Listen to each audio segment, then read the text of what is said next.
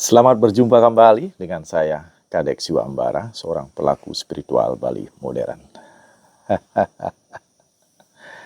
Sekarang di pelajaran pertama, mari kita bahas tentang proses terjadinya alam semesta. Ya, agar lebih mudah memahami tentang terjadinya alam semesta, mari kita sadari seperti apa yang kita ketahui bahwa ada alam semesta raya dan alam semesta kecil. Makrokosmos, mikrokosmos. Buana Agung, Buana Alit. Untuk mengetahui proses terjadinya Buana Agung, itu agak sulit kita bayangkan. Mari kita bayangkan yang lebih kecil, proses terjadinya Buana Alit. Buana Alit terjadi ini adalah ketika orang tua kita di suatu malam yang gelap gulita membuat sebuah gempa yang sangat dahsyat.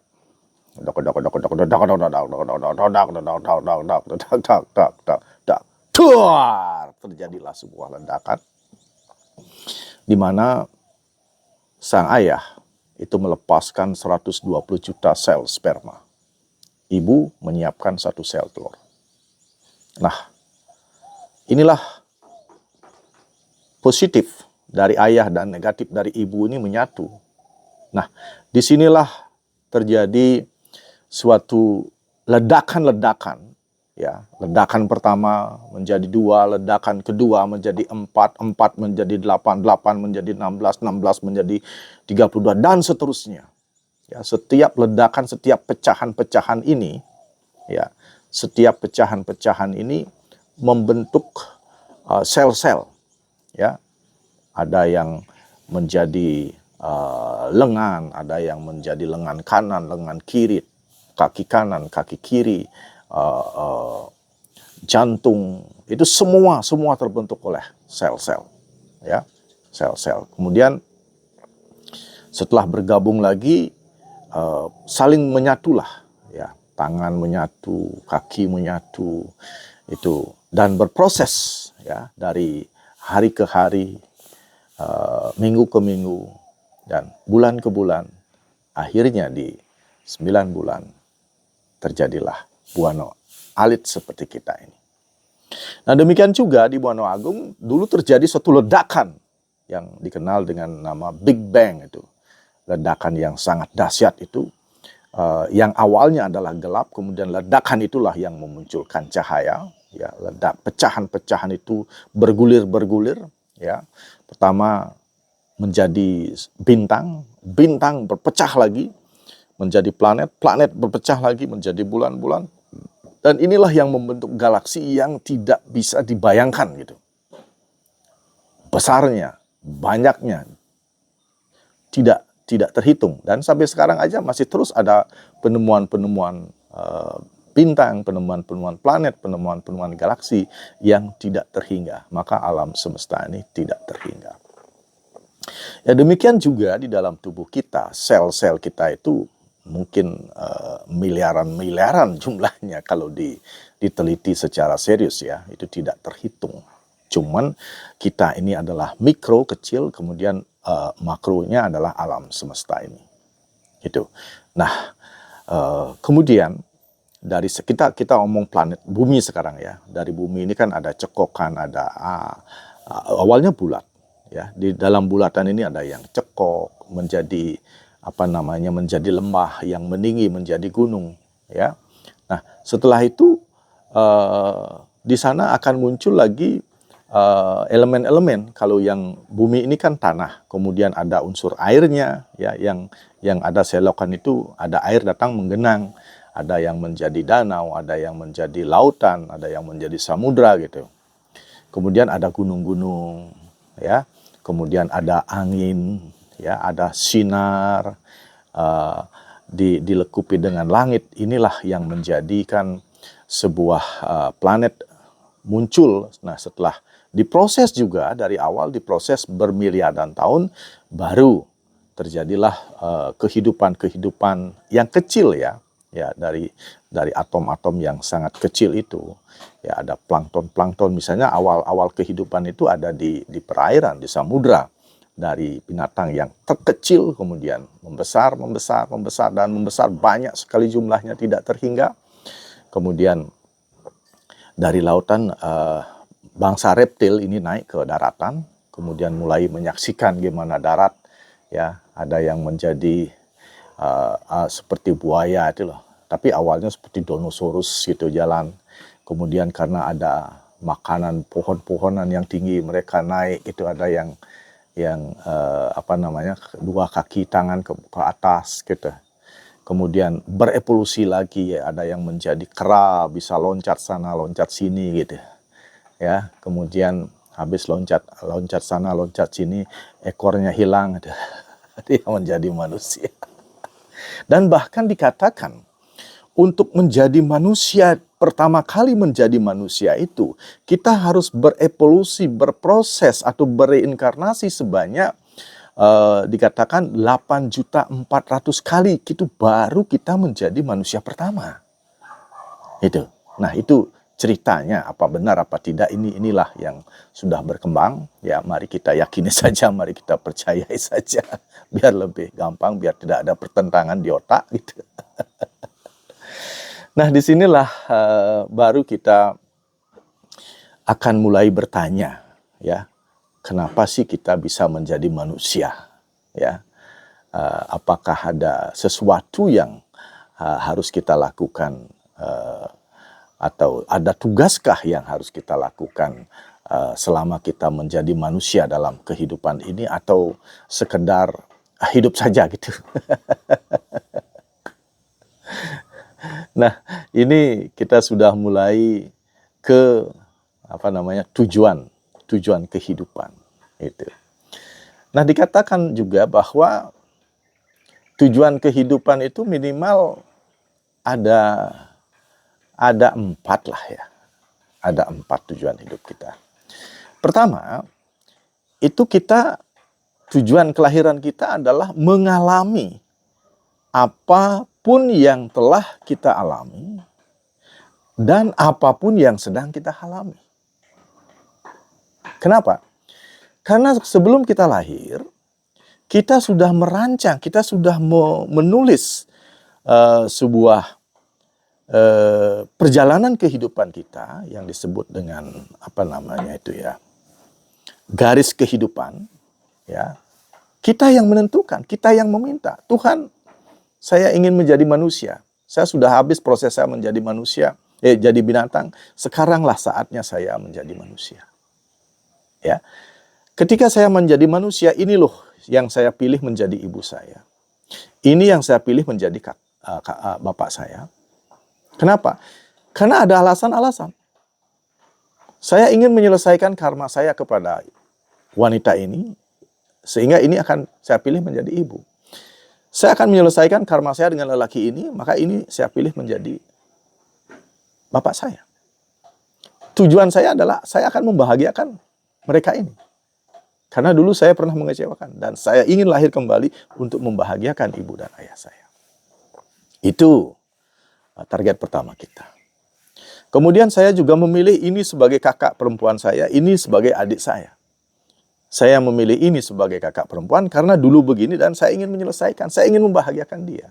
Demikian juga saya ingin ketemu ini sebagai adik, saya ingin menyelesaikan karma, saya ingin membahagiakan mereka. Guru-guru saya ini yang akan mengajari saya, karena dulu saya pernah ngajarin dia. Ini akan menjadi teman sebangku saya.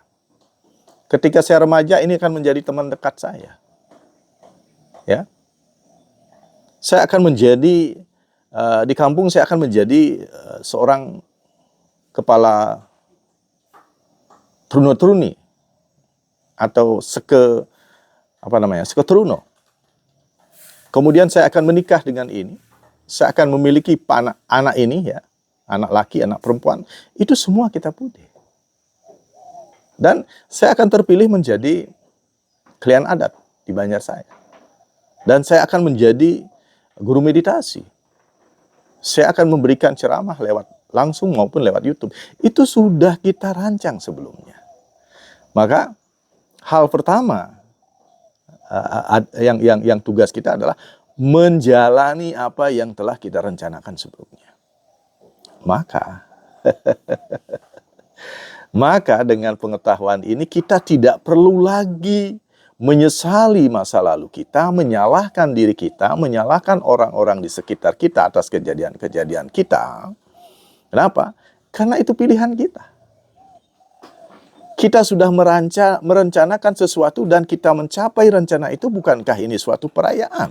Bukankah ini kesuksesan?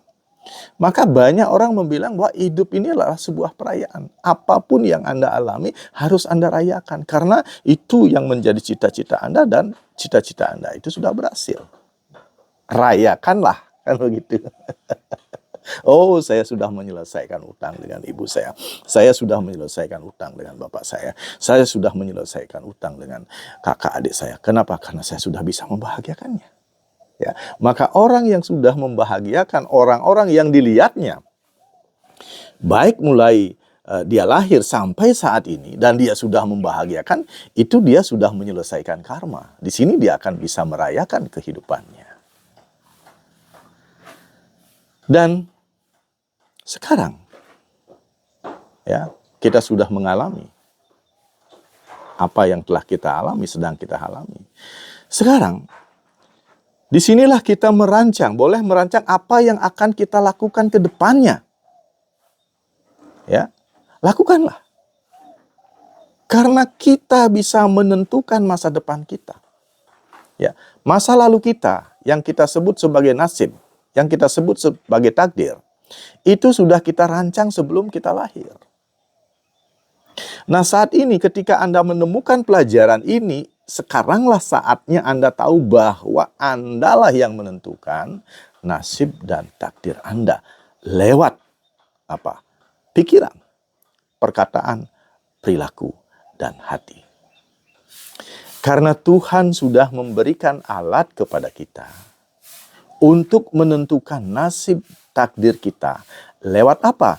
Lewat pikiran kita, lewat perkataan kita, lewat perilaku kita.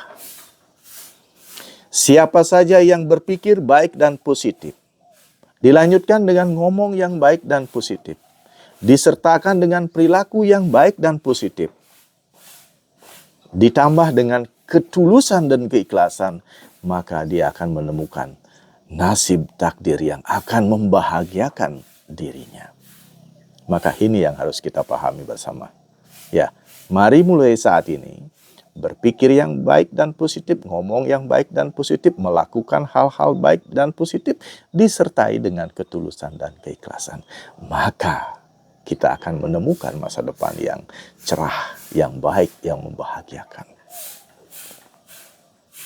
Nah, yang selanjutnya tugas kita adalah kita datang ke dunia ini adalah berproses secara spiritual. Ya, coba kita lihat pengalaman-pengalaman kita. Bukankah pengalaman kita penuh dengan dualitas? Kadang membahagiakan, kadang menyedihkan, ya, kadang terasa kita dipukul, ya. Ini adalah proses yang menjadikan kita menjadi lebih baik. Ya. Proses. Ibarat sebatang besi begini, dia cita-citanya ingin menjadi jarum, maka dia ini harus dipotong, harus digergaji, harus dipanasin, digergaji lagi tipis-tipis, kemudian dihaluskan sampai runcing. Baru dia bisa mencapai jarum yang bisa dipergunakan, yang bisa berguna untuk menjarit. Demikian juga kita.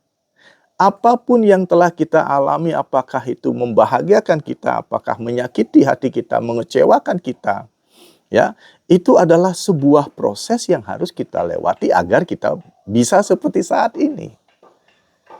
Gitu. Nah, kedepannya, ingat proses kenapa kita berproses secara spiritual. Ya, Karena tujuan akhir kita adalah agar kita kembali ke yang disebut dengan sang sangkan paraning dumadi, asal dari kehidupan kita, yaitu siapa? Ya, kita menyebut dengan Tuhan, kita menyebut dengan Ayah Ibu Semesta, siapapun itu, Sang Pencipta, Sang Pelebur, Sang Pemelihara. Karena beliau tinggal di sana. Itu rumah awal kita. Tugas kita adalah kembali ke rumah asal kita, menyatu dengan beliau. Ya, sekali lagi, hidup ini adalah sebuah proses, ya. Maka jalani proses ini, jangan pernah mengeluh dengan proses. Apakah Anda digergaji, apakah Anda dipanasin yang membuat Anda panas, apakah Anda dipalu yang membuat Anda sakit. Ingat, ini adalah prosesku menjadi lebih baik, menjadi lebih sempurna, agar aku menjadi orang yang bijak, dan pada akhirnya aku bisa kembali ke Tuhan, Sang Pencipta, Sang Pemelihara, dan Sang Pelebur. Demikian kita lanjutkan pertemuan kita dengan saya Kadek Siwambara, seorang pelaku spiritual Bali modern.